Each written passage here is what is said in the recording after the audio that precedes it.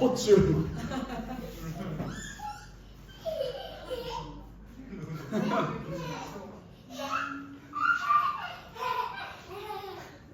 너무 밝은 사람 진짜.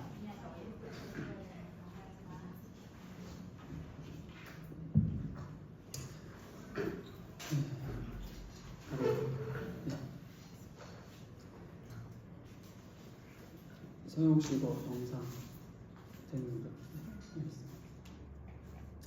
네, 시간이 되었습니다. 다 같이 주학에 맞추어 주일 청년 예배를 드리도록 하겠습니다.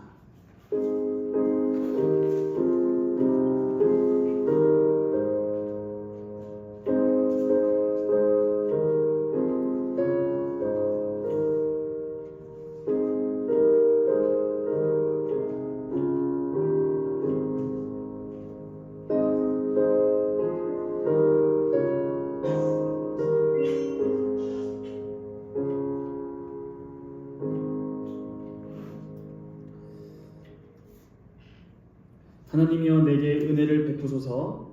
사람이 나를 삼키려고 종일 치며 압제하나이다. 내 원수가 종일 나를 삼키려 하며 나를 교만하게 치는 자들이 많사오니 내가 두려워하는 날에는 내가 주를 의지하리이다. 내가 하나님을 의지하고 그 말씀을 찬송하올지라. 내가 하나님을 의지하였은즉 두려워하지 아니하리니 혈육을 가진 사람이 내게 어찌하리이까. 그들이 종일 내 말을 곡해하며 나를 치는 그들의 모든 생각은 사악이라. 그들이 내 생명을 엿보았던 것과 같이 또 모여 숨어 내 발자취를 지켜보나이다. 그들이 악을 행하고야 완전하오리이까. 하나님이여 분노하사 뭇 백성을 낮추소서. 나의 유리함을 주께서 계수하셨사오니 나의 눈물을 주의 병에 담으소서. 이것이 주의 책에 기록되지 아니하였나이까. 내가 아뢰는 날에 내 원수들이 물러가리니 이것으로 하나님이 내 편이심을 내가 아나이다. 내가 하나님을 의지하여 그의 말씀을 찬송하며 여호와를 의지하여 그의 말씀을 찬송하리이다. 내가 하나님을 의지하였은즉 두려워하지 아니하리니 사람이 내게 어찌하리이까. 하나님이여 내가 주께 서원함이 있사온즉 내가 감사제를 주께 드리리니 주께서 내 생명을 사망에서 건지셨습니다. 주께서 나로 하나님 앞 생명의 빛에 다니게 하시려고 실족하지 아니하게 하지 아니하셨나이까. 아멘. 사도신경 우리의 신앙을 요약한 것입니다.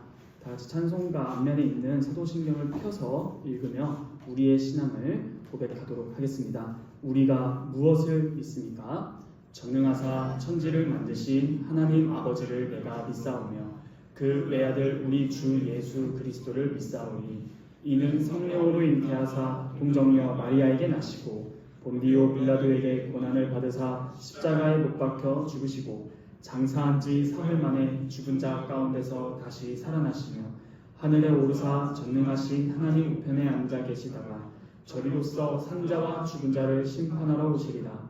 성령을 믿사오며 거룩한 공예와 성도가 서로 교통하는 것과 죄를 사하여 주시는 것과 몸이 다시 사는 것과 영원히 사는 것을 믿습니다. 아멘.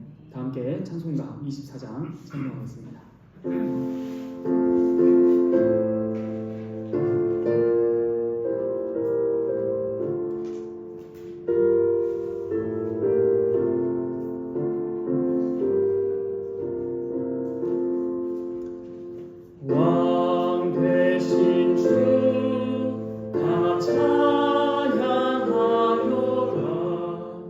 영광과 존귀 주께 돌리세.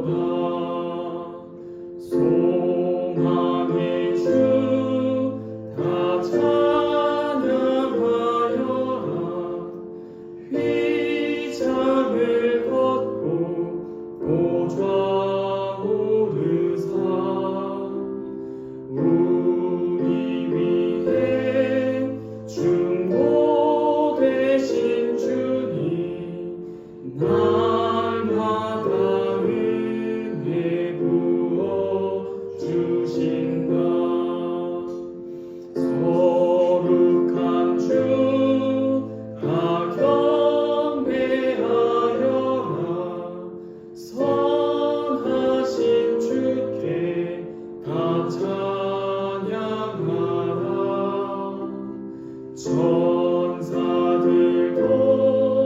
다 경배하여라. 구세주 예수 영원하도다.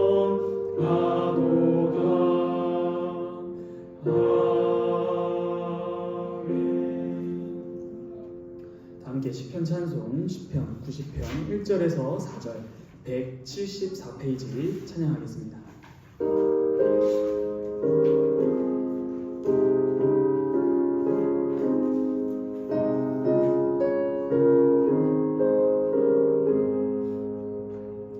주여 주는 우리들의 거처가 되시며 주는 대대로 우리의 하나님이시라.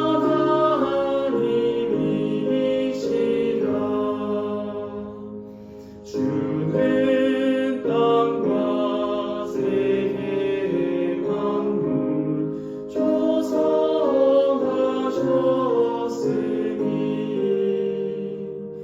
영원부터 영원까지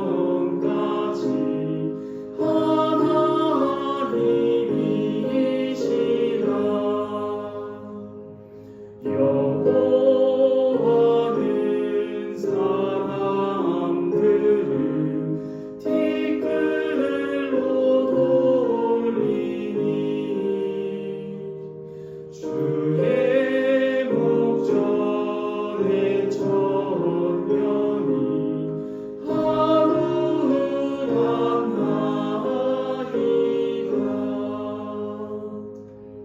아멘. 제가 대표로 기도하겠습니다.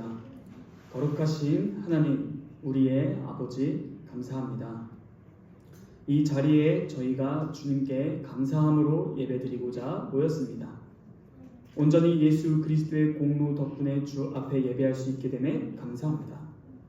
주님, 이 땅에서 살 동안 어떻게 살아가야 하는지 날마다 주님의 말씀에 귀를 기울이고 마음을 기울이고 모든 전인격적인 모든 것들을 다 기울여 주님의 말씀을 헤아리고 깨닫고 나아가기를 소망합니다. 주님, 인생이 무엇입니까? 주님께서 인생을 내신 목적은 분명합니다. 온전히 저희는 하나님께 영광을 돌리며 온전히 주님의 영광을 위해서 살아가야 함을 압니다. 주님, 저희 모두에게, 이 자리에 참여한 모두에게 주님의 뜻, 아버지의 말씀의 깊이를 깨닫게 하여 주셔서 날마다 주님과 동행하는 그 걸음이 얼마나 즐겁고 기쁜지 우리가 직접 경험하고 체험하여 우리가 하나님 곧 우리 주 예수 그리스도만을 의지하며 살아간다는 것이 얼마나 복된 삶인지를 알게 하사 이 세상에서 살아가는 다른 자들과 다르게 정말 주님을 믿는다라는 효력과 효험이 우리 삶에 있기를 원합니다. 하나님, 십자가와 부활이라는 그 위대한 복음이 여전히 우리에게 울려 퍼지는데 우리의 삶의 복음이 나타납니까? 주님, 저희가 막연하다면 명확하게 알게 하여 주시고 그릇되게 알고 있다면 제거하사 바른 지식과 지혜를 부어 주시옵소서. 주님께서 저희의 예배를 받아 주시옵소서. 이 시간도 주께서 함께하여 주실 것을 믿사오며 예수님의 이름으로 기도합니다. 아멘. 다 함께 시편 찬송 시편 18편 1절에서 2절 32페이지 함께 찬양하겠습니다.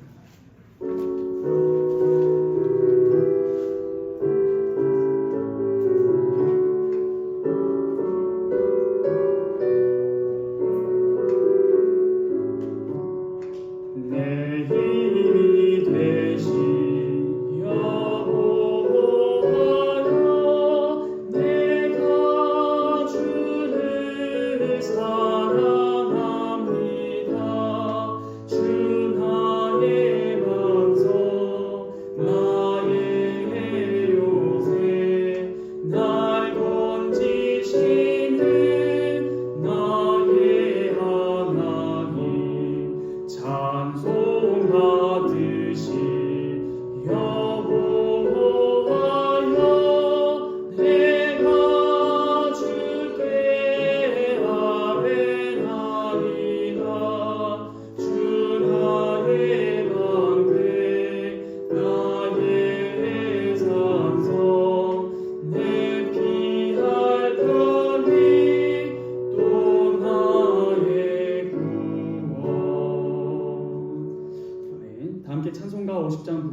주님께서 준비하신 예물 드리도록 하겠습니다. 찬송가 50장 1절만 부르겠습니다.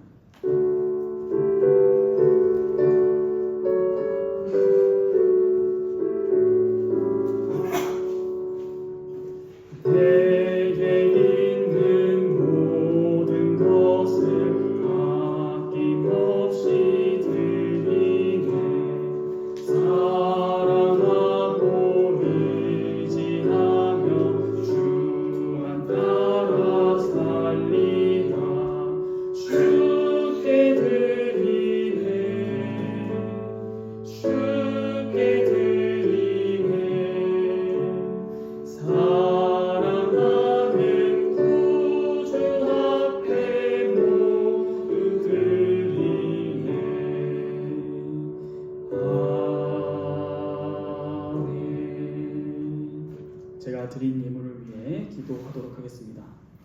하나님 아버지, 감사합니다. 주님, 저희의 생애와 삶이 길지 않습니다. 사실 생각해 보면은 죽음이라는 것은 멀지 않습니다. 그러나 이 죽음이라는 것은 또한 자연스럽지도 않습니다. 이 세상 사람들이 무엇이라 말하건 주님의 진리는 이 죽음이 죄의 결과라고 말씀하셨습니다. 하나님, 저희가 어떻게 보면 태어난다라는 것은 죽어간다라는 것 아닐까요? 이것이 두려운 이유는 하나님으로부터 멀어져 가고 인생에 한 번 있는 이 기회를 어떻게 살아야 할지 모른다면 이 모든 삶을 낭비일 뿐만 아니라 주님 앞에서 영원토록 진노받아 마땅한 죄일 것입니다. 하나님, 저희가 이 시간 주 앞에 예물을 드리는 것은 저희의 마음을 담아 정성스럽게 드리는 걸 넘어 우리의 삶을 대표하여 주님께서 받아주시기를 구하는 것입니다. 하나님, 긍휼과 자비를 무한히 베풀어 주시기를 구하옵기는 정말 주님, 저희의 삶이 너무나 연약해서 온전히 주님께 우리의 삶을 의탁하고 드리고 맡기기엔 마치 죽을 것 같고 혹은 내 주변 사람, 옆 사람, 지인들, 친척들, 아니 가족까지 이 세상을 살아가는 방식이 그것이 아니라고 말할 때마다 정말 주님의 말씀대로 살아가는 것이 사는 길이 맞을까 생각도 듭니다. 그러나 주님의 말씀은 영원토록 변함없는 진리인 것을 생각할 때에 온전히 예수 그리스도의 제자가 된다는 것이 얼마나 귀한 것인지 저희의 연약한 인생으로서는 가늠이 안 됩니다. 그러므로 주님, 막연한 입술의 고백이 아니라 우리의 삶의 고백이 나타나기를 원하오니 주님의 말씀대로 저희가 삶을 경영하고 영위할 수 있도록 지혜를 허락하여 주시고 성령 하나님, 말씀의 깊이를 깨닫게 하사 저희의 마음의 중심이 주님의 진리에 쏠리도록 하사 우리의 모든 삶을 주 앞에 드릴 때 나를 이 땅에 보내신 하나님의 본래의 의도를 저희가 이루며 즉 주님께서 우리에게 부여하신 그 사명을 이루며 아버지의 뜻만이 우리의 삶을 지도한다라는 마음의 고백, 입술의 고백이 나타날 수 있도록 저희 청년부를 축복하여 주시옵소서. 결국에는 개인적으로 주님을 보든 우주적으로 주님께서 다시 오시든 주님 앞에 섰을 때 주님, 저 정말 주님만 의지하면서 살았습니다. 너무 힘들었기도 했는데 주님이 너무나 사랑스럽고 주님을 생각할 때마다 너무 아름다워서 이 땅에서 살 때에 고개를 내리고 땅을 보면 너무나 척박하고 광야와 같아 내가 당장이라도 죽을 것만 같지만 다시 눈을 들어 하늘을 보니 주님을 신뢰할 수 있었고 무엇보다 주님께서 주신 믿음으로 살아왔습니다 라는 그 고백이 우리 모두의 입술에서 최후의 심판대에서 나오기를 원합니다. 그랬을 때에 주님께서도 약속해 주시는 것은 착하고 충성된 종아 잘하였도다. 이제는 너가 나와 영원히 여기서 살리라. 라는 그 음성이 이 자리에 참여한 모두에게 울리기를 원합니다. 하나님, 그러므로 이 짧은 인생 어떻게 살아야 할까요? 날마다 주님의 뜻대로 살아야 하는 것을 고백하는 동시에 저희가 함께 한 마음으로 아뢰옵기는 주님, 주님의 뜻을 가르쳐 주시옵소서. 그대로 행하겠나이다 라는 결단이 모두에게 있습니다. 주님, 저희에게 필요한 말씀의 은혜를 부어 주시옵소서. 이 시간도 함께하여 주실 것을 믿사오며 이 모든 말씀 살아서 역사하시는 우리 주 예수 그리스도의 이름으로 감사하며 기도하옵나이다. 아멘.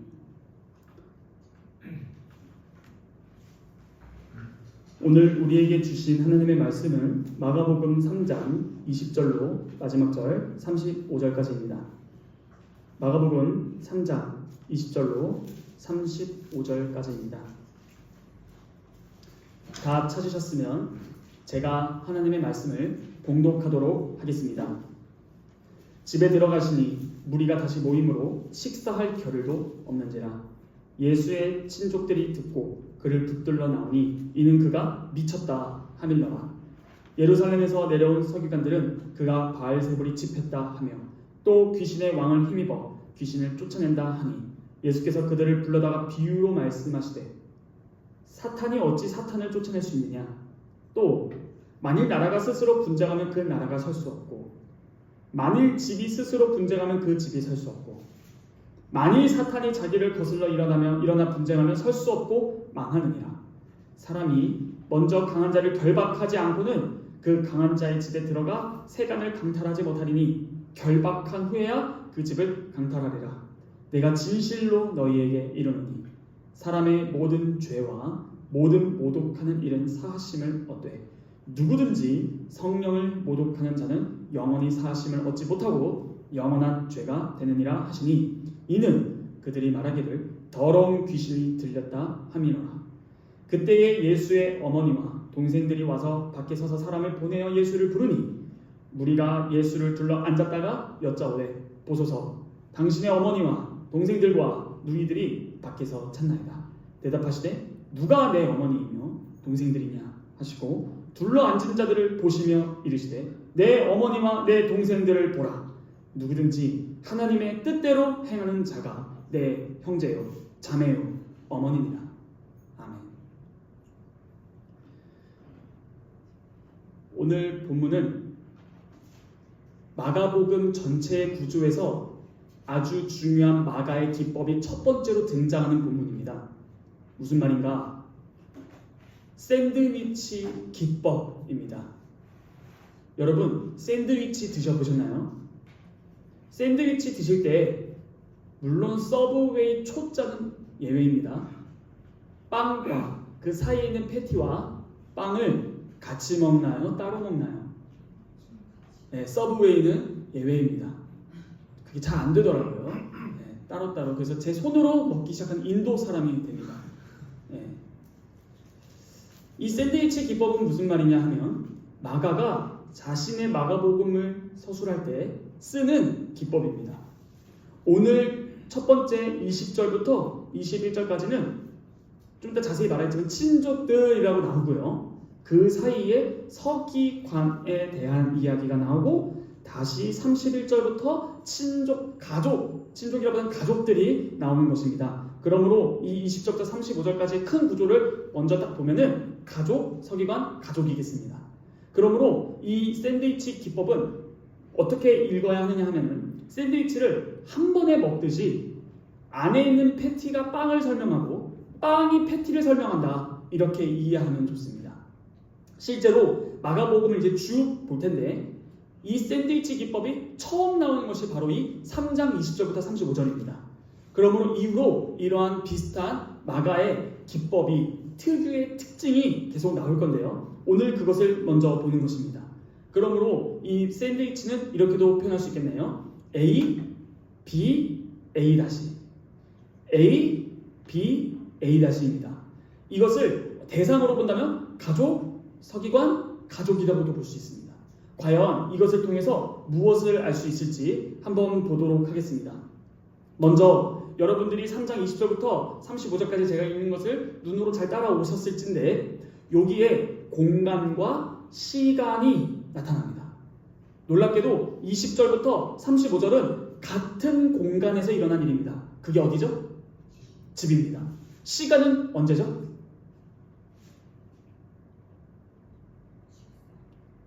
식사 시간. 제가 생각하지 못했던 묵상 포인트예요. 시간은 그때에라는 것으로서 이 세 가지의 사건이 같은 시간 안에 일어나고 있다는 것을 알 수 있습니다. 그렇죠. 그러므로 이 여러분이 뮤지컬을 보건 연극을 보건 영화를 보건 무엇을 하건 무대 세팅이라는 것이 굉장히 중요하죠. 그러면 여기는 집이라는 배경이 있고 한 시간 안에서 일어난 일들이겠습니다. 그러므로 20절부터 35절까지를 하나의 단락으로 보는 것이 마땅할 것입니다. 자, 20절부터 한번 보도록 하겠습니다. 집에 들어가시니 무리가 다시 모임으로 식사할 겨를도 없는지라. 자, 이 20절의 헬라어 문장은 직역을 해드리겠습니다.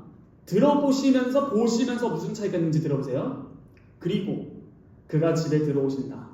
그러자 그 무리가 다시 모여들어 그들이 음식조차 먹을 수 없다. 자, 뭐가 있었나요? 추가됐나요? 그리고도 이렇게 말하면 다 추가됐죠. 자, 그들이 음식조차 먹을 수 없다 이런 겁니다. 이 오늘 개역개정을 읽어보시면은 그들이라는 말이 없죠. 그럼 여기서 그들은 누구죠? 무리, 그들이 먹을 음식을 먹을 수 누구라고? 자신감 있게 하세요. 자신감 있게. 자, 그들은 누굴까요? 그들이 누구냐면 근접 문맥인 13절부터 19절을 보시면은 예수님과 12제자들입니다. 그러므로 그들이라는 것은 예수님과 12제자들이 집에서 음식을 먹을 겨를조차 없었다라는 것이에요. 자, 이것이 무엇을 의미할까요? 자, 이 사실이 함의하는 바는 꽤나 재밌습니다. 당시 1세기 지중해 세계에서 집이라는 이 헬라어 오이코스, 집은 3대로 구성된 직계 가족인데요. 이게 찾진 않지만 마가복음 10장 29절에서 30절에 가족이라는 범주가 어떻게 되는지가 나옵니다. 자, 그런데 이 집에서 함께 식사를 하지 못해요.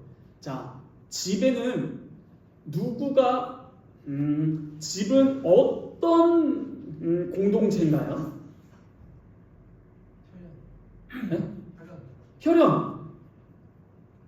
당연한 걸 그 혈연을 쉽게 말하면은 그렇죠. 가족 공동체예요. 그러므로 이 집에서 그들이 있습니다.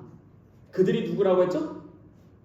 예수님과 12제자들. 그러면 이 그들은 이미 어떤 공동체다? 가족 공동체다. 이게 시작부터 나오고 그러므로 이야기가 가족 이야기가 진행되는 것입니다. 그러므로 흔히 말해서 떡밥 회수 이런 느낌일 것 같아요. 그러니까 그들이 한 집에서 식사할 겨를도 없었다라는 것은 이미 그들이 가족 공동체였음을 전제하고 있는 것입니다. 그럼 여기서 독자들은 우리가 만약 헬라어로 딱 이 문장을 봤을 때 의심이 되는 것은 이겁니다. 12제자들이 가족인가요? 예수님과? 가족인가요? 제가 진영 집사님과 가족인가요? 예수님과 12제자들은 가족인가요?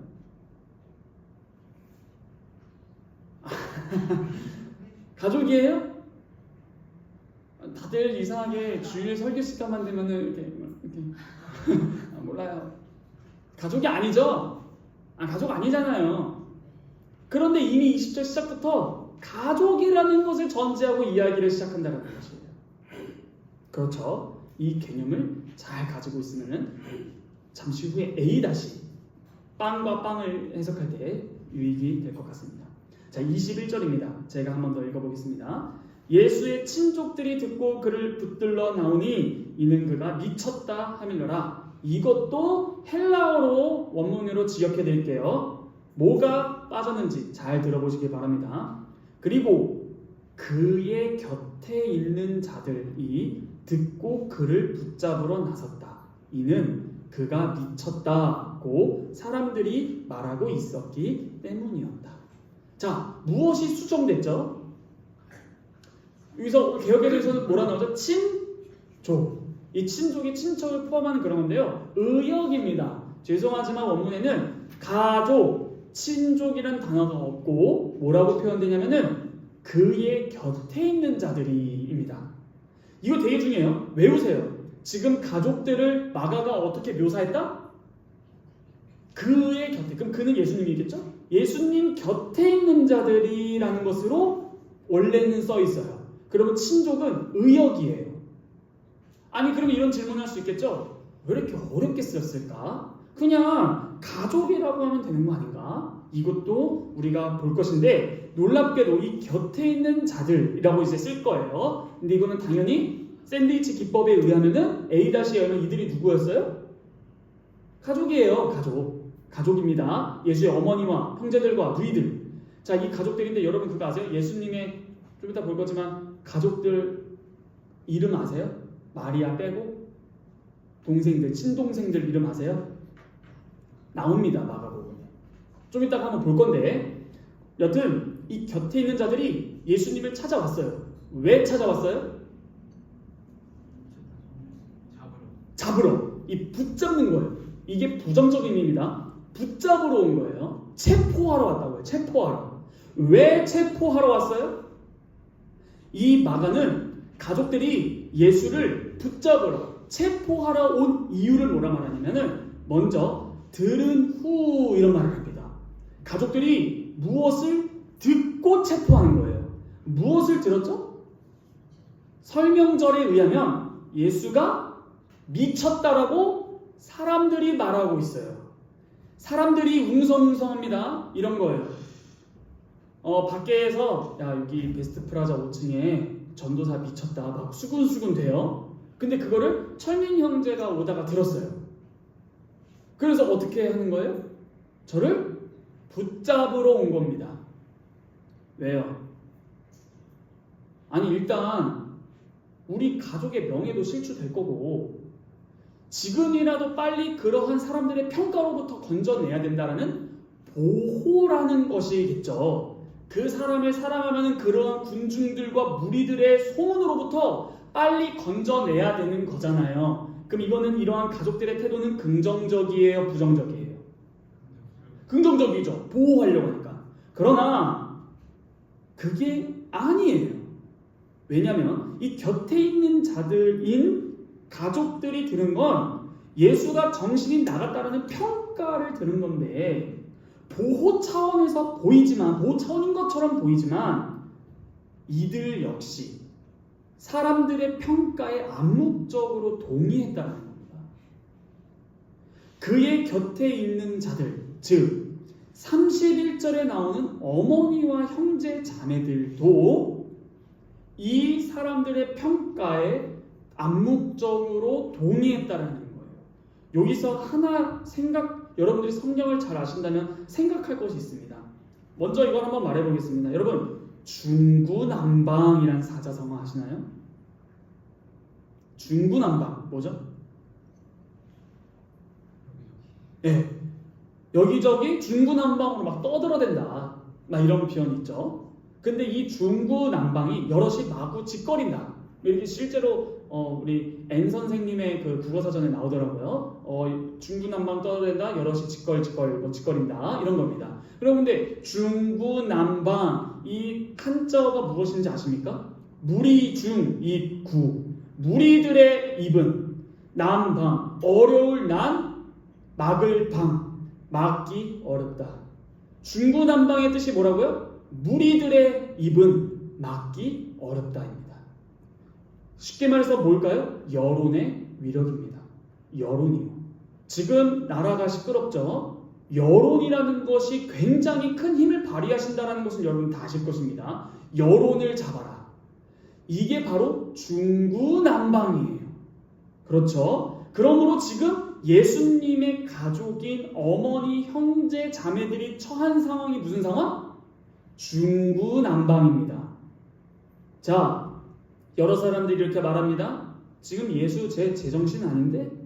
예수 제 저거 좀 위험한데? 예수 저거 방치하다가는 이제 좀 큰일 나겠는데?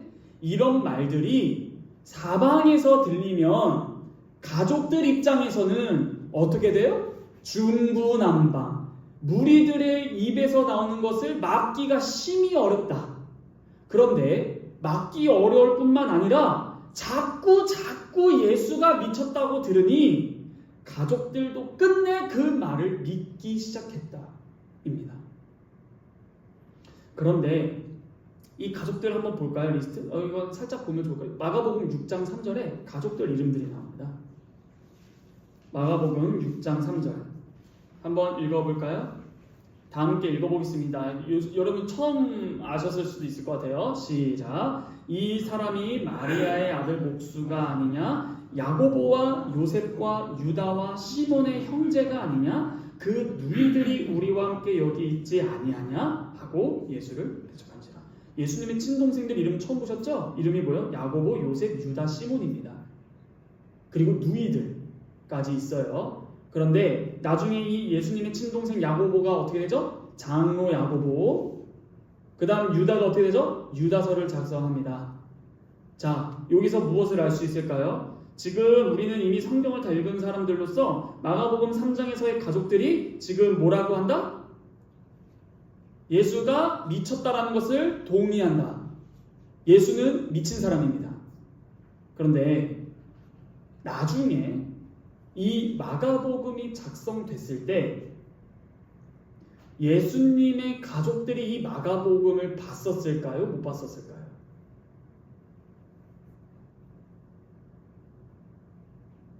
예수님의 어머니 마리아와 야고보서를 쓴 야고보 장로, 유다서를 쓴 유다, 그의 형제 자매들은 이 마가복음 3장 21절을 후대라기보다는 시간이 흐르고 예수님이 죽고 부활하신 이후로 작성됐을 때 이 구절을 읽을 때마다 그들은 심장이 타들어가는 것 같았을 것 같아요. 왜요? 여기서 나오는 친족들이라고 번역된 그의 곁에 있는 자들이 누구예요? 이것을 읽고 있는 본인들을 지칭하는 거잖아요. 그러므로 이것을 읽을 때마다, 즉 자신들의 과거를 볼 때마다 그들은 심장이 타들어가는 고통 속에 있을 것이지만 동시에 좀 이따 또 살펴보겠지만 누가 나의 가족들이냐 라는 그 말이 진짜 혈연을 통해서 있었던 이들에게는 치명타였을 것 같아요. 그렇지 않습니까? 정작 예수를 가족이 믿지 않습니다. 이 시기가 언제였죠? 우리가 전 맥락을 보면은 동서남북에 다 퍼졌던 거 기억하시나요? 다른 사람들은 다 믿는데 오히려 가족들은 믿지 않습니다. 여러분, 이 사실에서 또 하나 알 수 있는 게 무엇일까요? 여러분들 가족들이 믿기 어렵다 중에서 여러분들이 더 믿기 어려운 사건은 뭐예요? 이걸 보면 안 믿겨요. 왜요? 누가 포함되어 있어요, 이 가족들에?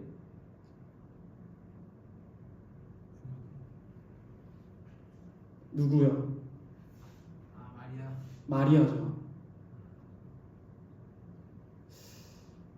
마리아가 예수님을 못 믿는 건 의외 아니에요? 왜요? 천사 수태고지 할 때 누가복음 1장 38절에서 마리아가 뭐라고 고백했죠? 마리아가 이르되 주의 여종입니다. 말씀대로 내게 이루어질지어다. 아멘. 믿음 고백 장난 아니었지 않았어요? 그 같은 누가복음 2장으로 넘어오면 19절과 51절 이렇게 나옵니다. 예수께서 당하신 어린 유아들의 시기들이 있었죠. 수태고지를 받았을 때도 마리아가 마음속에 담아줍니다. 근데 누가복음 2장 마지막에서 어떤 내용이 나오죠? 12살 예수님 때 나오죠. 12살 어린아이 예수님이 어떤 사건을 겪었죠? 성전에서 율법 교사들과 토론 배틀하고 있는데 압도적이에요. 경선 1등이야 완전. 그런데 이 배경이 뭐냐면 아들 예수를 잃어버린 상황이었어요. 그랬을 때 죄송합니다. 자, 예수를 찾았을 때 엉덩이 찰싹찰싹 할지는 모르겠지만 그러면은 기본적인 우리 동방 예의적 사상으로는 부모님이 나를 찾느라 걱정했을 때 우리는 뭐라 해야 돼요? 죄송합니다. 예수님 뭐라 해요? 나를 왜 찾나이까? 내가 아버지의 집에 있어야 될지 모르느냐니까? 이런 얼어 죽을. 그런데 그때 마리아의 마음이 나와요. 마리아는 이 모든 말을 마음에 두었다. 자, 이런 배경으로 본다면 오늘 본문의 마리아도 이 예수를 미쳤다라고 한 것이 마리아가 미친 것 같아요. 마리아는 부정할 수 없는 사건 하나 있지 않아요? 성령으로? 본인은 알 거 아니야. 세상 사람 다 믿어도. 그렇지 않아요? 내가 임신한 게 난 진짜 남자랑 관계를 안 맺었다고 라는 것을 다 부정해도 마리아는 믿을 수밖에 없어요. 그러한 과정으로 마리아가 대단한 믿음을 소유했는데 불과 12살 때 그렇게까지 있었죠. 근데 지금 예수님께서 공생애 몇 년쯤에 시작해요? 누가복음 보면 30살 즈음 해가지고 오늘 목사님께서 말씀하셨죠. 대략 학자들이 예수님의 나이를 30살로 설정을 해놓고 공생애를 3년 반이라고 하는 이유가 뭐냐면은 요한복음 때문이에요.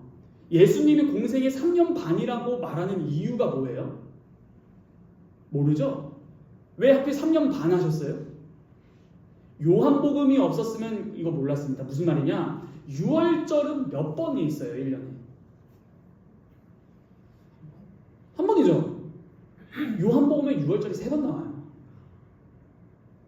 그래서 3년 반이라고 하는 거예요. 그냥 어련히 학자들이 3년 반이라겠거니가 아니라, 그러면 계산해 봅시다. 지금 예수님의 공생애 30년 즈음입니다. 그럼 12살 때 마리아가 그 마음을 품었었어요. 몇 년 지났어요? 18년이 지났습니다. 근데 마리아가 지금 어때요? 완전 믿음 쇠퇴했네. 여러분, 믿음은 쇠퇴할 수도 있습니다. 어디까지? 내가 그 전에 믿었던, 굳게 믿었던, 경험했던 그 하나님의 역사를 부정할 때까지 가능합니다. 이게 무슨 말일까요? 제자들보다 가까이 있었던 그 친족들마저도 예수님을 부정합니다. 미쳤다라고 합니다. 즉, 믿음은 성장하지 않으면 새로운 어떠한 위기와 분기점에 넘어질 수 있습니다. 지금 이 미쳤다라는 소문이 18년째 들린 게 아니라요, 얼마 안 됐을 겁니다. 그런데 이 18년 동안의 마리아의 생애가 나오진 않지만 예수님이 미쳤다라는 소문이 들리자마자 그것에 현혹된 걸 보면은 18년은 기록되지 않은 게 다행인 것 같습니다.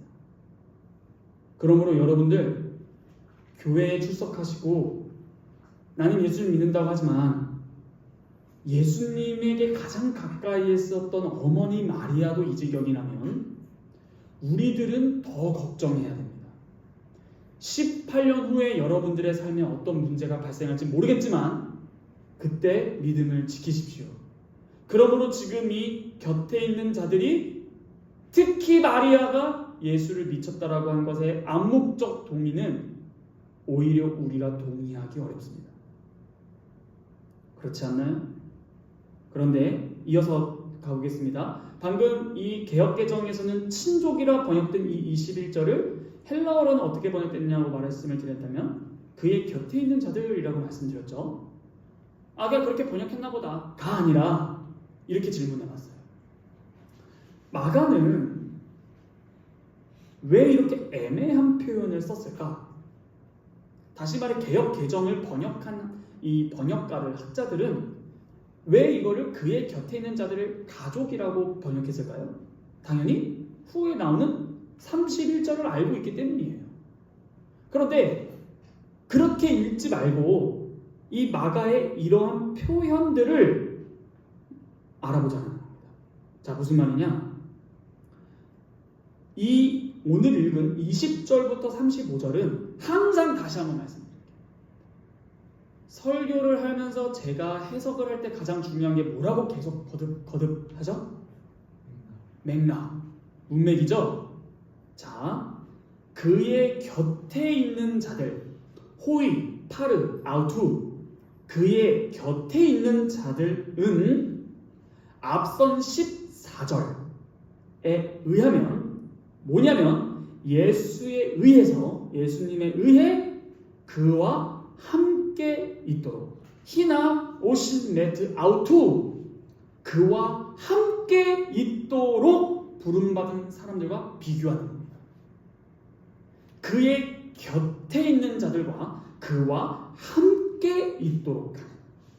그러므로 마가가 21절에서 그의 곁에 있는 자들이라고 쓴 의도는 뭐냐 하면, 이 그의 곁에 있는 자들은 뭐예요? 전통적인 관계 범주죠. 가족 관계 범주. 예수와 함께 있던 가족 구성이겠습니다. 그런데 후자, 즉 14절에 의한 그와 함께 있도록 한 자들은 하나님 나라를 중심으로 새롭게 그 주위에 모였던 자들이에요. 그러므로 지금 마가는 가족이라고 쉽게 단어를 쓸 수 있는데, 그의 곁에 있는 자들이라고 함으로써 누구랑 비교 대조를 하는 거냐 하니, 14절에 그가 친히 세운 그와 함께 있도록 한 자들과 비교하는 중이다라는 거예요. 그러므로 애초에 20절에 한 집 오이코스 안에서 새로운 가족 공동체가 된 하나님 나라의 가족과 그의 곁에 있는 자들이라는 전통적인 혈연 가족 범주를 비교하는 거다. 그러므로 지금 마가는 두 가족 이야기를 하고 있다는 거예요. 예수를 중심으로 둔, 다시 말해 예수는 어느 가족 구성원일까? 바로 이것입니다. 그래서 그의 곁에 있는 자들과 그와 함께 있는 자들을 대조한다. 그러므로 이런 비교는 어떠한 상황을 끌고 있는지 한번 봅시다. 전통적인 관계범주인 그의 곁에 있는 자들은 예수를 붙잡으러 찾아옵니다. 그렇죠? 그런데 31절에서 보면 이들이 어디에 서 있어요? 밖에 서 있습니다. 그러나 새로운 가족이라고 불린 이들은 34절에서 어디에 있어요? 그 주위에 둘러앉아 있는 자들로 묘사되는 것입니다. 제가 설교를 시작할 때 공간적 배경이 어디라고 했죠? 집입니다. 그런데 지금 전통적인 범주 안에 있는 옛 가족 구성원들은 어디에 있어요? 집 밖에. 새롭게 함께 있도록 세운 하나님의 또 다른 가족은 어디에 있어요? 집 안에. 이런 식으로 공간적으로 어느 집에 속했냐라는 것입니다. 예수님은 어디 가족이에요? 새로운 가족 공동체입니다. 예수님은 옛 전통 가족 혈연 범주에서 벗어난 가르침을 하고 있는 거예요. 나는 새로운 가족 공동체의 가장이 될 것이다. 그러므로 그의 곁에 있는 자들이라고 나온 20절의 표현과 21절의 표현은 바로 그 주위에 둘러앉아 있는 자들인 새로운 가족과 대비하고 있는 것입니다. 이러한 표현에 의하면은 하나 소결론을 내리도록 하겠습니다. 내 혈연 가족보다 가족을 예수 새 공동체보다 앞세운다면 그는 예수의 제자가 아니다. 마침 잘 됐네요. 어버이날이네요. 새로운 가족 공동체에 속하지 않는다면, 즉 내 친어머니, 친아버지, 친형제, 친자매들을 예수님보다 앞세운다면 나와 이 가족들은 함께 멸망할 것입니다. 함께 지옥으로 달려갈 것입니다. 무슨 말이에요? 너무한 거 아니에요? 예수님을 안 사랑했다라는데 가족들과 함께 멸망받는다고요? 한번 볼까요? 누가복음 14장 26절입니다. 다 같이 한번 펴보시겠습니다. 누가복음 14장 26절입니다. 한번 다 함께 한 목소리로 읽어보도록 하겠습니다. 누가복음 14장 26절 시작. 무릇 내게 오는 자가 자기 부모와 처자와 형제와 자매와 더욱이 자기 목숨까지 미워하지 아니하면 능히 내 제자가 되지 못하고 누구든지 자기 십자가를 지고 나를 따르지 않는 자도 능히 내 제자가 되지 못하리라. 아멘. 전도사님, 누가복음이라서 반칙입니다. 그런가요? 그거에 대해서 대비했습니다. 마가복음으로 갈까요? 마가복음 10장 29절입니다. 마가복음 10장 29절입니다. 다 찾으셨으면 읽도록 하겠습니다. 시작. 예수께서 이르시되 내가 진실로 너희에게 이르노니 나와 복음을 위하여 집이나 형제나 자매나 어머니나 아버지나 자식이나 전토를 벌인 자는 현세에 있어 집과 형제와 자매와 어머니와 자식과 전토를 100배나 받되 박해를 겸하여 받고 내세의 영생을 받지 못할 자가 없느니라. 아멘. 여러분들, 이 마가복음 본문에서 지금 방금 뭐로 나왔어요? 예수님보다 나를 포함한 가족을 앞세우면 내 제자 아니다라고 하셨습니다. 그리고 나서 뭐라 하셨어요? 버린 자는 현세에 있어 뭐라고 했어요? 몇 배나 받대?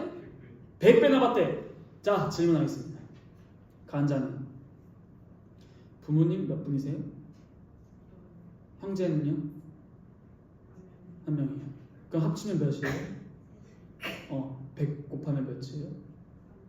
300명이네. 그럼 부모님 두 분이 곱하면 부모님 200분 되네요. 그렇죠? 형제면 곱하면 100명 되고. 이게 언제 있다고요? 내세? 현세. 이상해요? 안 이상해요? 이제 가은이가 선교할 부모님 200명 100배면 이제 200명 된다는데 어때요? 불편해요? 이게 무슨 말일까요? 예수님과 복음을 위하여 모든 것을 버린 자는 현세에 있어서 100배나 받을 것이다. 과장법인가? 아닙니다. 예수님은 새로운 가족 공동체의 맏아들이 되시죠. 그리고 그를 믿는 자들은 예수님의 형제요 자매가 되죠. 예수님을 믿고 따를 때 나는 어디에 속하게 되는 거예요? 새로운 가족 공동체에 들어갑니다. 그것은 오늘날로 표현하자면 교회입니다. 그러므로 예수님과 그의 복음을 위해 사는 자들은 교회에 속했던 것이고, 여러분들이 이 세상에서 예수님을 가장 높인다면 새로운 가족 공동체에 실제로 부모와 자식과 형제가 100배 생깁니다. 그게 바로 교회 새로운 가족 공동체. 이곳에는 아버지는 단 한 분, 누구죠? 하나님 아버지를 한 아버지로 모신 맏아들 예수 그리스도를 믿음으로 다 같이 모두가 수평적으로 형제, 자매, 자식, 부모 다 같이 된다는 것입니다. 그러므로 예수 가족은 거룩하신 하나님을 아버지로 모신 거룩한 가족, 영원한 가족, 예수님께서 맏아들이 되시는 우리의 맏형이 되시는 자신의 피로 구원한 모든 자들을 혈연으로 삼으시는 새로운 가족 공동체입니다. 이 가족 공동체에 속하지 않는다면 그의 결말은 지옥입니다. 그러므로 여러분들이 누구보다도 예수님을 앞세워야 되는 이유가 여기 있는 것입니다. 계속 넘어가서 보도록 하겠습니다. 실제로 예수님께서 다음에 나오는 대결 상대가 서기관들입니다. 이것은 바알세불 논쟁인데요. 이 바알세불의 이름, 바알세불이라는 기원에 대해서 조사를 했는데, 이 바알세불이라는 말이 뭔가를 조사해보니 4가지 가능성이 있습니다. 빠르게 말할게요. 빠르게. 성경 구절 다 생략하고 빠르게 말할게요. 첫째, 이스라엘이 이방 나라 에그론이라는 신인 바알에게 붙인 경멸적 이름, 바알세불이다라는 거예요. 이게 첫째예요. 이방신 바알에게 붙인 경멸적인 이름 바알세불. 이게 실제로 열왕기 하에 나옵니다. 두 번째, 바알세불의 이름과 기원. 두 번째, 바알은 고유 명사인 가나안 신을 가리키기도 하지만 일반 명사로 사용되면 주인님, 주님이란 뜻이에요. 바알은. 그러므로 이방신만을 의미하는 게 아니라 주입니다. 그리고 제불, 바알은 주님이에요. 제불은 뭐냐면 구약 성경에서 거처, 처소 이런 뜻이 됩니다. 거처, 처소. 그럼 합치면 뭐예요? 바알세불은 집주인, 집주인입니다. 이런 뜻으로 사용이 됩니다. 세 번째입니다. 바알세불은 사탄의 다른 이름이다 라고도 봅니다. 이거는 제2성전 문헌들을, 당시 유대 문헌들을 보니 사탄의 다른 이름이 바알세불 이렇게 나옵니다. 네 번째입니다. 유대 문헌에서는 바알세불을 귀신들의 우두머리 이렇게도 표현을 합니다. 자, 그런데 이 1, 2, 3, 4를 봤을 때 첫 번째 걸 제외한 2, 3, 4가 오늘 본문에 다 나와요. 집주인 27절 강한 자의 집. 바알세불과 강한 자의 집이 비교됩니다. 그리고 사탄의 다른 이름 23절 사탄이 사탄을 바알세불이랑 동의하겠죠. 마지막으로 22절 바알세불이 들렸다 랑 귀신들의 우두머리의 힘 같이 나옵니다. 이게 바로 귀신의 왕 바알세불이다 라는 것입니다.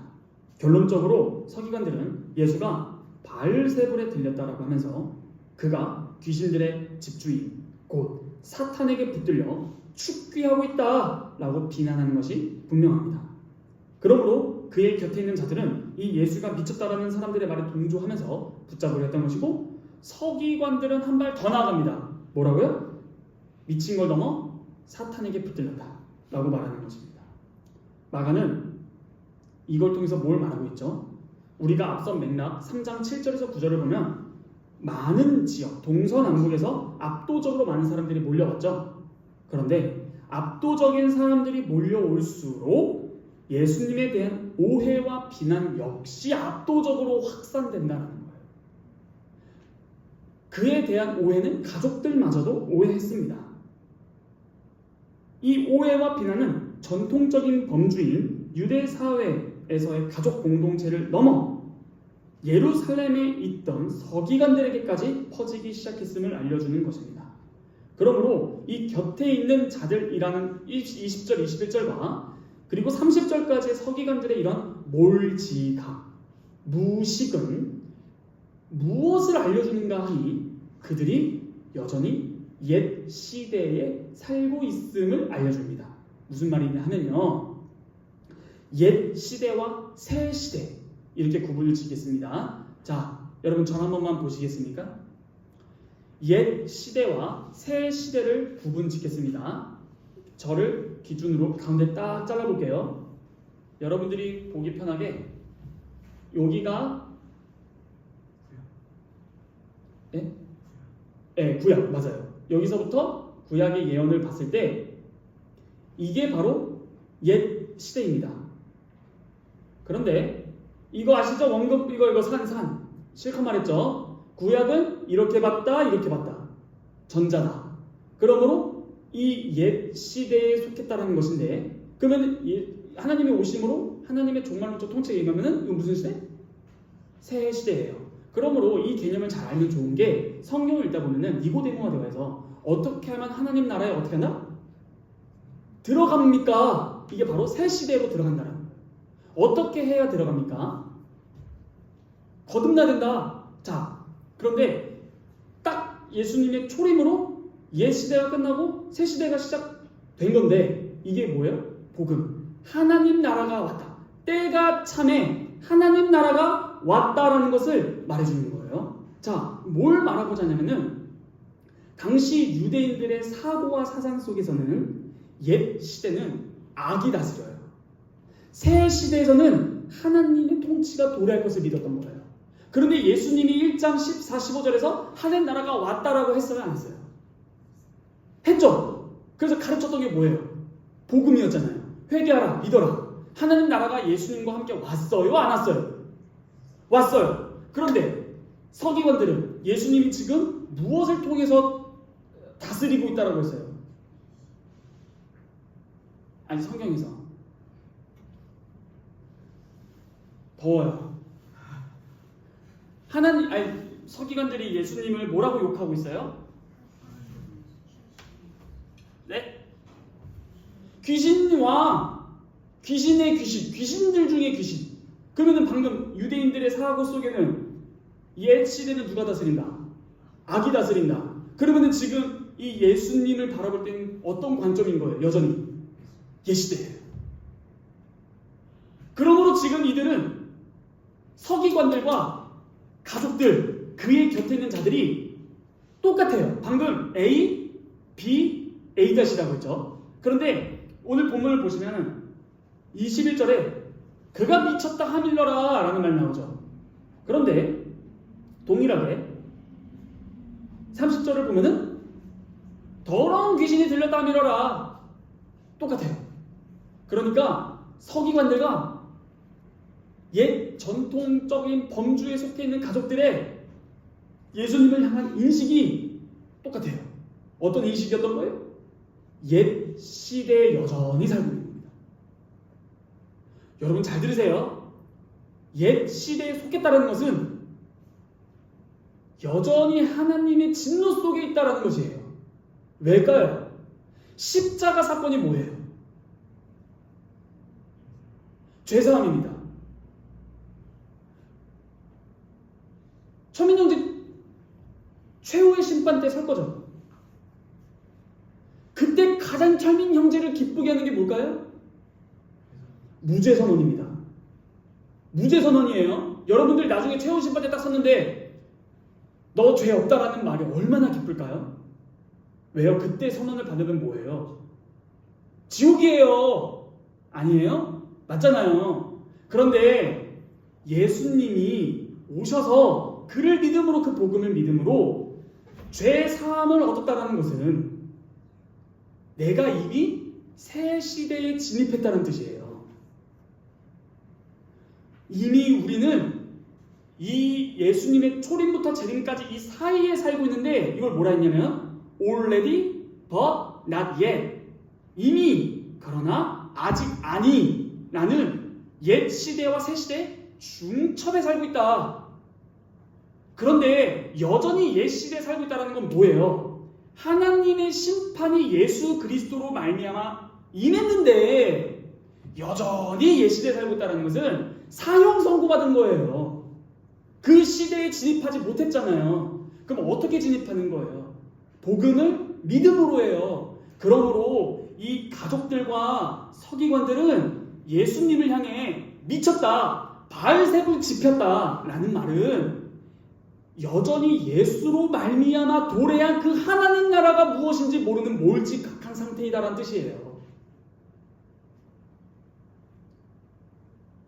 한마디로 현 시대는 여전히 악의 통치하에 있다라는 그들의 세계관적 표현이 뭐로 드러난 거냐? 완전 귀신 들렸네. 그런데 예수님은 새 시대의 감지자가 아니라 옛 시대의 답습자였다. 그들에게 있어서 예수는 어떻게 보인다? 새 시대의 담지자가 아니라 옛 시대의 답습자처럼 보이는 거예요. 그래서 가족들도 예수를 말려야 될 거 아니에요. 한마디로 이미 도래한 그 종말론적 하나님 나라를 믿지 못하는 거예요. 이미 그 나라가 왔는데 안 보이는 거예요. 여러분들 예수님 믿습니까? 이 말이 이제 엄중해지는 거예요. 여러분들이 저와 함께 마가복음을 읽으면서 집중하면서 천천히 따라온다면 지금 굉장히 사상과 가르침의 깊이가 꽤나 많이 깊어지고 있어요. 어려워지고 있다라고 표현해도 될 것 같아요. 무슨 말이냐? 여러분들이 예수님을 믿는다는 것을 이렇게 표현해 볼게요. 새 하늘과 새 땅이 왔다.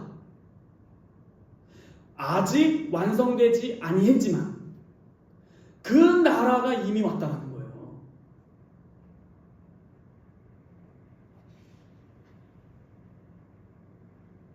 이 말씀을 정말 깨달는 우리 청년부가 됐으면 좋겠습니다. 무슨 말이냐? 새 하늘과 새 땅에서의 삶이 시작됐다예요. 어제 오늘 할 일 많은데 어제 밤 늦게까지 설교를 준비하는데 학교 전도사님이 연락이 왔어요. 연락 와서 하는 말이 형님, 저다 동생이었으니까요. 내일 설교를 해야 되는데 성령론에 대해서 좀 알려주십시오 이러는 거예요. 밤 12시 넘었는데 성령론에 대해서 이걸 어떻게 해요? 모른다는 게 아니라 이거 어떻게 설명해서 그 많은 내용을 짧은 이 새벽이 넘어간 시간에. 여러분, 우리 수련회 갔을 때 회개하고 믿으면 어떻게 돼요? 두 가지를 받는다고 했잖아요. 기억 빨리 하세요. 난 섭섭할 것 같아서 그래. 죄사. 그 다음 그렇죠, 세례. 교회로부터 세례를 받죠.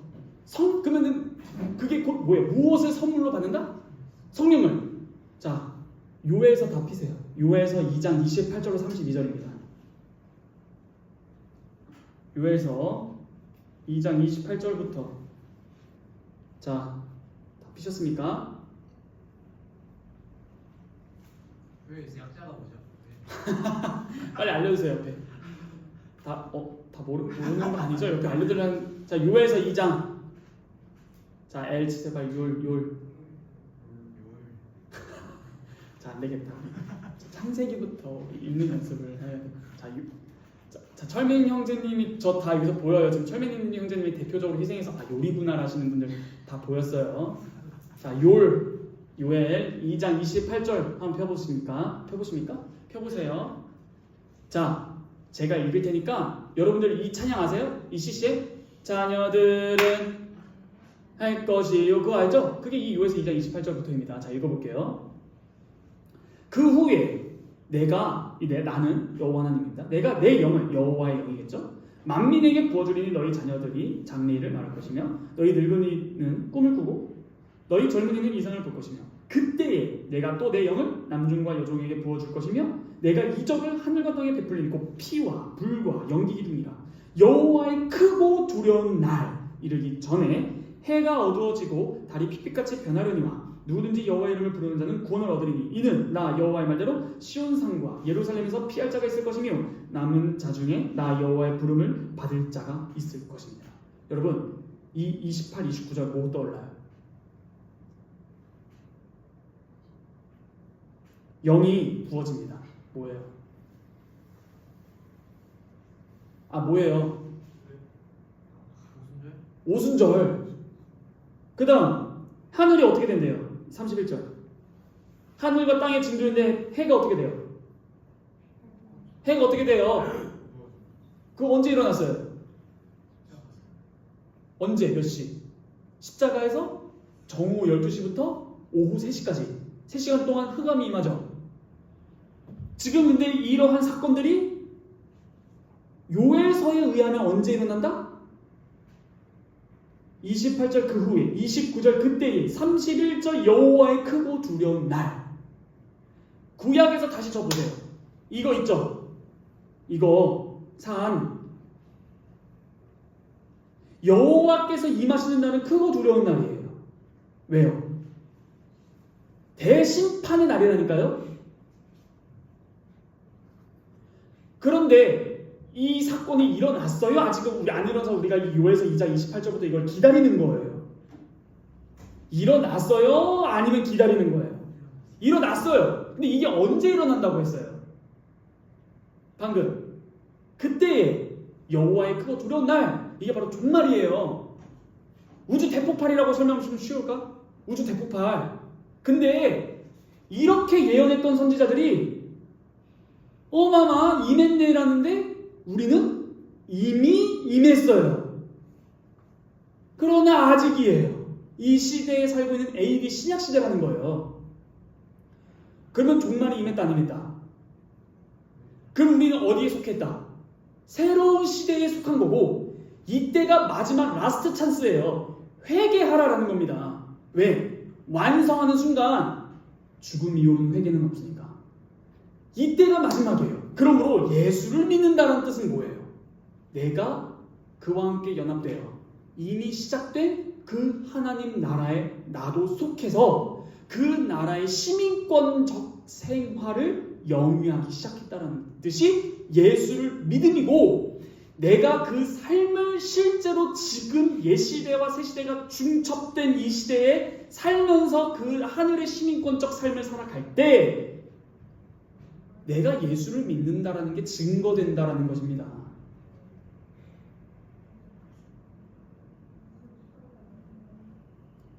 이거를 못 누리면은 예수님을 믿는 게 뭐예요, 도대체?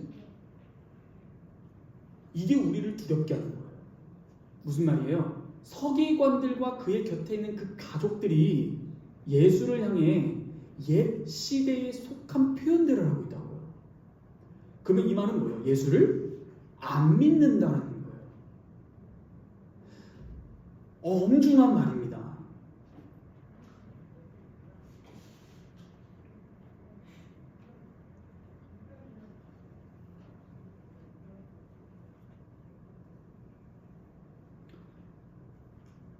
많이 생략을 해야겠습니다. 시간이 많이 갔네요. 성령 모독죄는 간단하게 보고 마무리하겠습니다.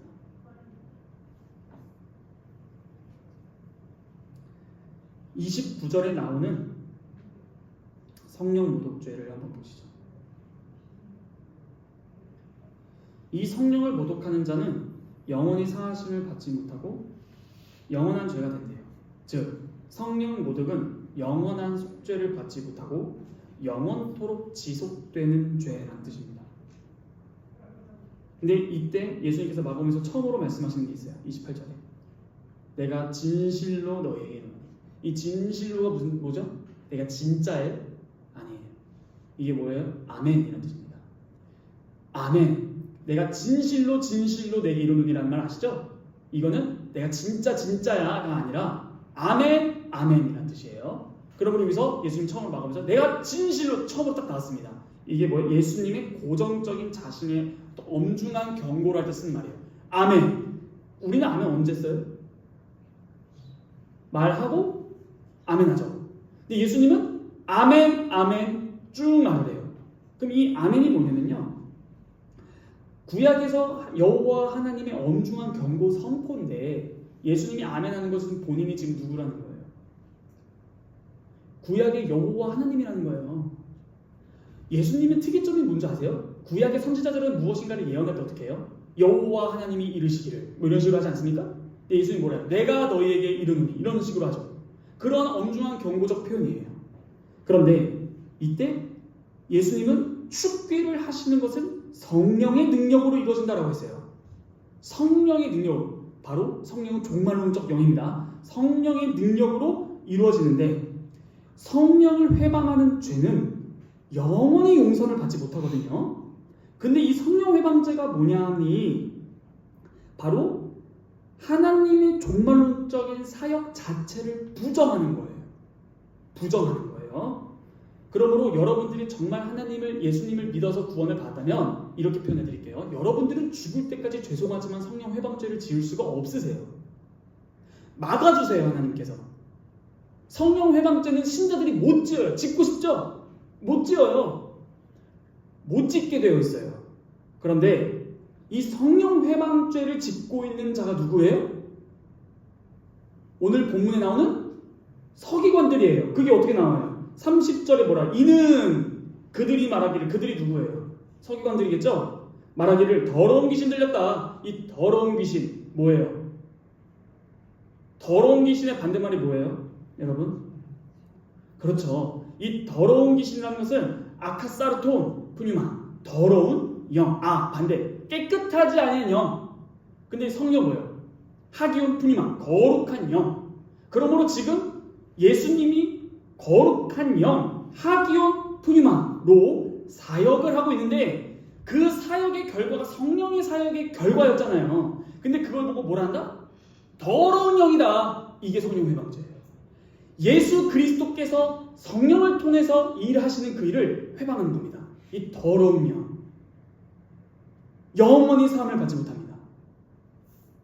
이게 놀랍게도요, 맥락이 계속 강조합니다. 여러분, 자, 우리 이 3장 2장 1절부터 12절 사이에 보지 않을게요. 그 무슨 사건 나오죠? 5가지 에피소드. 첫 번째 에피소드 뭐였어요? 그쵸? 지붕 뚫고 하이킥이라고 나올 뻔했는데 지붕 뚫고 그 중풍병자 내려서 고칠 때 서기관들이 그 자리에 있었거든요. 그때 뭐라 하는 줄 아세요? 그들이? 예수님께서 이 소자야 네 죄의 사함을 받았느니라 했을 때 서기관들이 속으로 뭐라 해요? 이는 신성모독이로다. 누가 하나님 왜 죄를 사하겠느냐 이런 말 했잖아요. 근데 지금 예수님 맥락을 잘 읽었을 때 예수님이 신성모독자가 누구라는 거예요? 바로 너희들이다라는 거예요. 누가 신성모독자게라는 겁니다. 이게 굉장히 중요한 거예요. 지금 예수님께서는 도리어 신성모독하고 있는 것은 내가 아니라 너희다 라는 중엄한 경고를 어떻게 한 거예요? 아멘으로 하신 겁니다. 그러므로 예수님이 지금 놀라운 것은 자기 이해예요. 뭐냐면은 지금 이 자들은 서기관들은 예수님의 사역을 비난했죠. 근데 예수님의 사역은 성령을 통한 사역이었죠. 그런데 예수를 비난하는 것과 성령을 비난하는 것이 같이 가요. 이 말이 굉장히 놀랐는데 너무 중요한 것인데 뭐냐면요. 지금 예수님은 본인의 사역과 성령님의 사역을 동일시하고 있는 겁니다. 이거 굉장히 중요한 거예요. 정말 짧게 말씀드릴게요. 여러분들 안에 누가 내주하고 계세요? 성령님. 근데 또 성경을 보면은 갈라디아서 2장 20절이나 이런 이후에 많은 로마서나 이런 데를 보면은 우리 안에 또 누가 내주한다고 하시는 줄 아십니까? 그리스도가 내주하신다라고 표현을 해요. 그러므로 여기서 중요한 게 있어요. 여러분 좀 똑똑하면 삼위일체의 새 위격이 너무 짬뽕된 거 아니야? 그게 아니라 존재론적 단일화가 아니라 단일화라는 표현을 쓰면 안 되나요? 안 되나? 존재론적 뭐라 해야 돼? 한 마음 한 뜻이 아니라 뭐예요? 사역적 측면에서 연합이에요. 무슨 말이냐? 오늘날 예수 그리스도께서 교회를 다스리시는 방법은 성령을 통해서입니다. 그것이 자신 통치 방법이에요. 그러므로 지금 이 본문에서 놀라운 것은 예수님이 성령님과 함께하는 사역이다라는 것이에요. 그러면 성령님이 하시는 사역이 뭐예요? 바로 거듭나게 하시는 중생의 사역이고 무엇보다 지금 종말론적이란 맥락했죠. 이거 성경 하나 보고 이제 정리하고 마무리하겠습니다. 여러분 길거리 가다 보면 그런 거 많죠. 간판에 축귀 센터, 귀신 쫓아내는 센터 그런 거 보셨어요 혹시? 막 예수의 이름으로 여러분들 너무 순수하셔서 그런가? 막 이단들 보면은 막 소리 지르면서 막 귀신 쫓아내준다 막 그런 거 있죠. 예수님께서 귀신을 쫓아내신 이유가 뭘까요? 예수님께서 많은 이 땅에서 사역을 하셨어요. 왜 귀신을 쫓아내셨는가? 이것도 구약성경 하나만 알면은 이제는 확 풀립니다. 스가랴서 13장 2절 스기예요. 스가랴서 13장 2절을 한번 보시겠습니까? 스가랴 말라기 전에 있어요. 스가랴 13장 2절입니다. 이것만 잘 아시면은 예수님이 귀신을 쫓아내신 사건이 이런 이유였구나라는 걸 알 수 있어요. 스가랴 13장 2절 제가 읽겠습니다. 만군의 여호와가 말하노라. 그날에 그날이 뭐예요? 방금 읽었던 요엘서 2장 28절에 읽었던 그 후에 그때의 여호와의 크고 두려운 날에 그날에 다 이런 동의어적 표현이에요. 마지막에 종말에 만군의 여호와가 말하노라. 그날에 종말에 뭐라 해요? 내가 우상의 이름을 이 땅에서 끊어서 기억도 되지 못하게 할 것이며 여기서 중요합니다. 거짓 선지자와 더러운 귀신을 이 땅에서 떠나게 할 것입니다. 예수님께서 오셔서 귀신들을 축출해내고 계세요. 이거는 예수님 감사해요가 아니라 지금 예수님의 사역이 무슨 사역이라는 거예요? 축비인데 구약에서 예언한 마지막 때에 일어날 여호와의 일이에요. 만군의 여호와께서 그날에 직접 친히 임하셔서 거짓 선지자와 더러운 귀신을 쫓아냅니다. 언제? 마지막 날에. 근데 예수님이 지금 뭐하고 있어요? 축귀하고 있어요. 그럼 예수님이 사역하신 이 날은 무슨 날? 마지막 날이라는 거예요. 지금 계속 반복하고 있는 거예요. 그러므로 예수님이 귀신을 쫓아내셨기 때문에 오늘날도 귀신 들린 자를 쫓아내서가 아니라 이게 종말에 일어날 사역에 대한 이미지 동영상이다라는 거예요. 축귀는 이 스가랴서에서 보듯이 마지막 때 일어날 일이구나. 그럼 예수님은 지금 무슨 사역? 종말론적 사역을 하고 있는 거예요. 내가 마지막에 올 그다. 그러므로 이제 좀 정리를 하겠습니다. 너무 좀 깊이 들어가는 것 같아요. 필요합니다. 깊이 있는 설교 필요해요.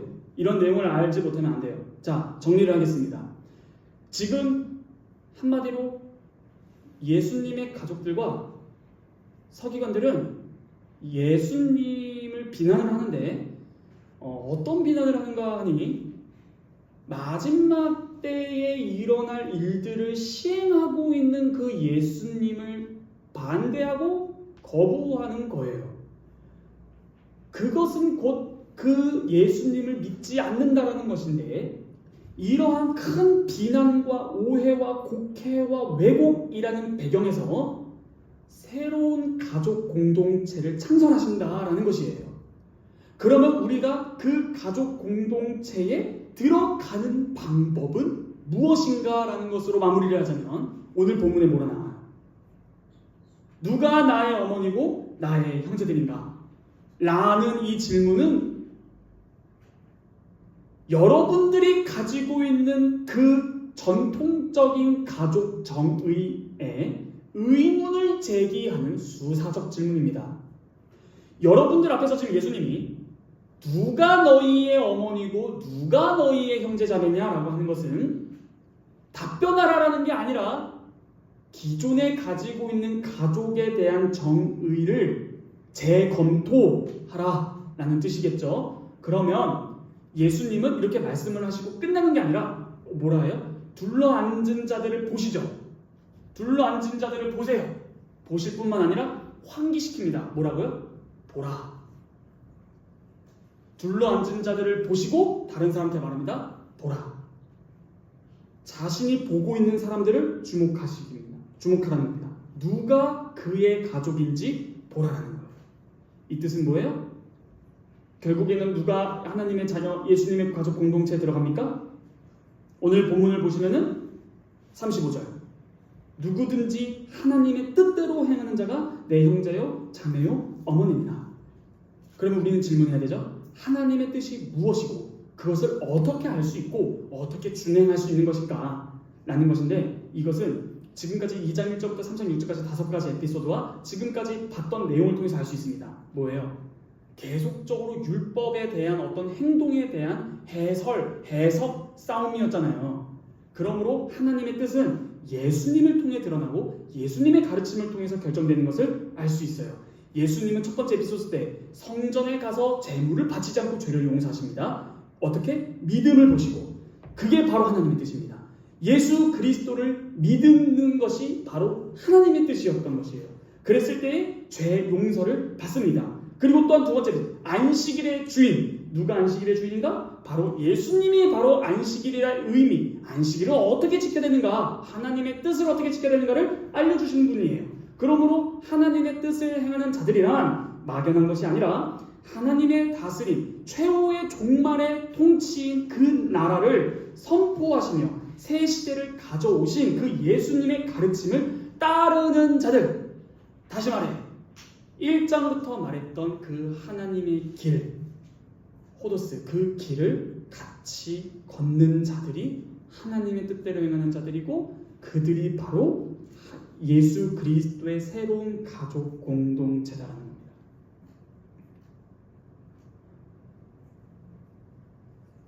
(35절이) 중요해요. 왜요? 처음에 어떻게 시작해요? 누구든지입니다. 이 가족은 개방 가족이에요. 혈연으로 묶이지 않고 누구든지입니다. 누구든지 하나님의 뜻대로. 그러면서 뭐라 나와요? 내 형제, 자매, 어머니라. 여기서 되게 중요한 표현이 있죠? 여기서 누가 한 번 빠졌죠? 아버지 빠졌습니다. 왜요? 방금 앞에다 뭐라 나와요? 하나님의 뜻대로. 그럼 그 하나님이 누구라는 거예요? 우리의 아버지입니다. 성부 하나님을 하나로 모시고 삼일체 하나님을 한 분으로 알고 그를 믿고 보냄을 받은 예수 그리스도를 믿는 것이 곧 하나님의 뜻입니다. 그러므로 우리는 이런 질문이에요. 답은 이거예요. 하나님 뜻대로 하는 것이 뭡니까? 예수를 믿는 거예요. 그럼 이걸 더 풍부하게 우리는 발전시켜야 돼요. 예수를 믿는다는 것은 무슨 뜻인가? 이게 예수님 가족되는 방법론입니다. 예수를 믿는 건 무슨 뜻인가? 회개하고 복음을 믿는 겁니다. 이미 예수님을 통해 종말은 왔어요. 그 나라의 시민 생활을 하는 것, 유일하게 그게 주님의 뜻을 행할 수 있는 준행 방법론입니다. 예수님을 따르는 것은 곧 오늘날 성령님을 따르는 것입니다. 왜요? 예수님의 사역과 성령님의 사역이 동일화된다고 말씀드렸기 때문이에요. 그러므로 성경에 이런 말씀 있죠? 성령을 좇아 행하라. 성령을 근신시키지 말아라. 성령을 소멸시키지 말아라. 이것이 바로 하나님의 뜻대로 행하는 비결, 성령 충만이 유일하게 하나님의 뜻대로 할 수 있는 것이고, 성령 충만한 자가 그의 자녀이고 새로운 가족 공동체 구성원이 됩니다. 여러분들은 스스로 이렇게 물어보면 됩니다. 오늘의 결론, 나는 지금 성령 충만한가? 기도하겠습니다.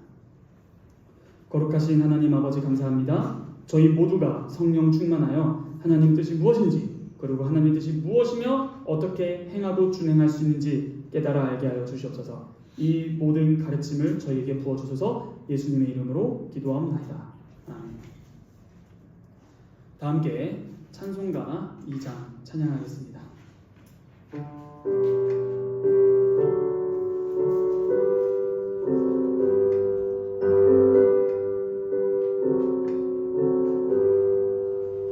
찬양 성부 성자 성령 성삼위일체께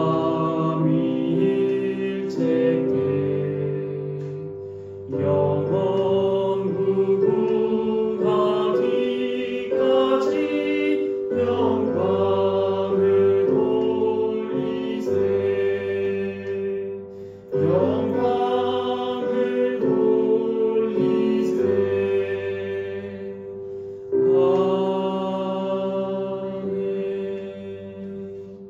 다 함께 주님께서 가르쳐 주신 기도로 기도하며 예배를 마치도록 하겠습니다.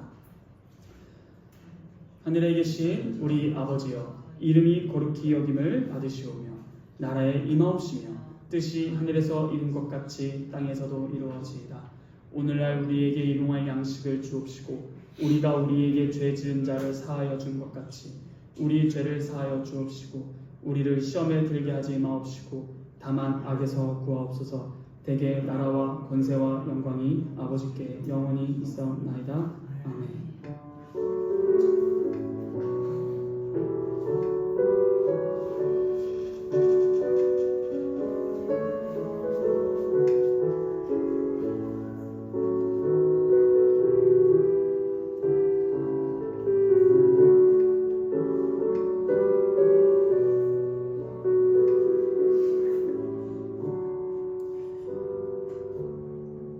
네, 광고입니다. 오늘은 중고등부와 함께 또 연합해서 진행했는데요. 다들 너무 수고 많으셨습니다. 윷놀이 하느라. 네. 이 상품 좀 남았거든요. 좀 많이 올 줄 알고 준비를 좀 했는데 오늘 예배 시간에 안 주신 분들 하나씩 가져가세요. 그렇고요. 그리고 다음 달 6월 달은 없습니다. 그 중고등학생들이 또 시험 기간이라고 해서 생각보다 저도 시험 기간이더라고요. 그래서 네, 저도 시험 기간이라서 없고 그 말씀드렸다시피 7월에 다 함께 영화 보도록 하겠습니다. 그때 연합 예배 괜찮으시죠? 네. 박민규 강도사님 설교도 들어보고 네, 좋습니다. 함께 그렇게 한번 추진해 보도록 하겠습니다. 5월자 생일자 파티가 원래 오늘 진행되어야 할 텐데 다음 주에 진행하고 체리자매가 5월 생일자 유일한 것 같은데 체리자매한테 한번 연락을 해서 진행하면 좋겠습니다.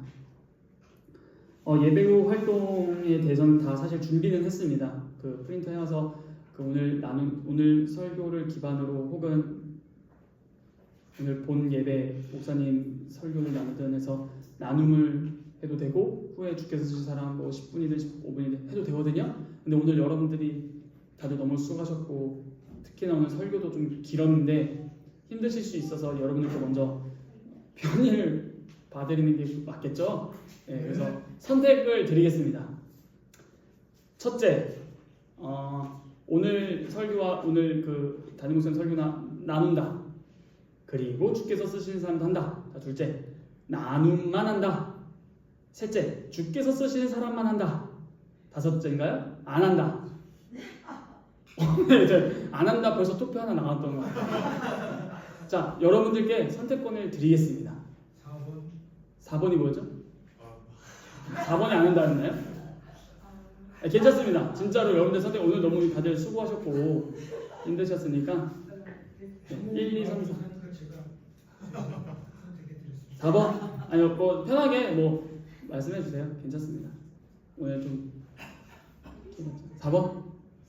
네, 말하기 좀 불편하면 이게 왼쪽 눈 한번 깜빡이세요. 오케이. 자, 알겠습니다. 그럼 오늘은 너무 다들 수고하셨으니까